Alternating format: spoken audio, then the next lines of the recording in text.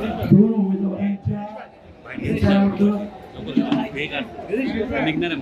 गिरीश पांडुरंग पाटील आणि मोहन मुरलीधर नाईक या उमेदवारांच्या प्रचारार्थ उपस्थित शिवसेनेचे उपनेते सन्माननीय विजयजी आता बंड्या सांगली साहेब, सन्माननीय सर शेखू उते साहेब आणि दोन्ही उमेदवार आणि या सभेत सहभागी सगळे महाविकास आघाडीचे प्रमुख कार्यकर्ते, पदाधिकारी आणि मतदार बंधू.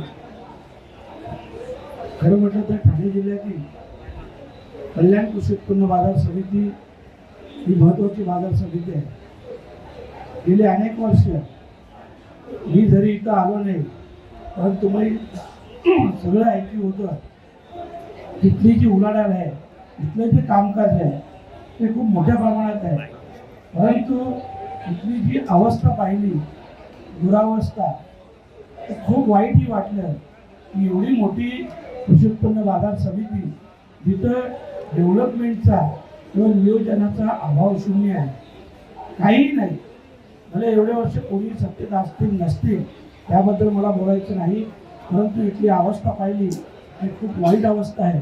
आणि मी आपल्या सगळ्यांना एवढंच आवाहन करेन, मी देखील इथं पहिल्यांदा आलो आहे, शांतूबाई देखील आहेत.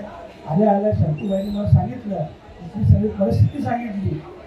त्याच्यानंतर इथलं जे काय प्लॅनिंग आहे, किती खर्च आहे, काय आहे, हे सगळं मी पुढच्या आठवड्यात शंकूबाई, मी बंड्या सांगली साहेब आम्ही इथंच भेटणार आहोत परत. आणि या सगळ्या कामकाजाविषयी मी चर्चा करेन. जिथं माझ्या फंडाचा विषय होता 2 करोड रुपये, म्हणून मी शंकूबाईंना बोललो पहिला आपण भेटू आणि जे काम पहिल्यांदा आवश्यक आहे 1-2 करोडचं त्या कामाला सुरुवात करू आणि मग हळूहळू आपण पूर्ण काम करू. परंतु सुरुवात होणे गरजेची आहे.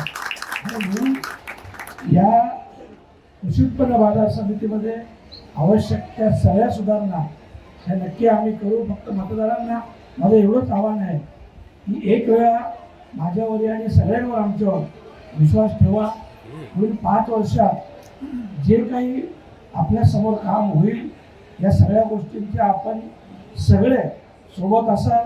आणि मी एवढंच सांगेन की जी कामांची आवश्यकता आहे आणि ज्या पद्धतीने या कृषी उत्पन्न बाजार समितीचं नाव आहे त्या पद्धतीनंच इथलं काम, इथली डेव्हलपमेंट ही नक्की होईल एवढंच आजच्या दिवशी सांगतो.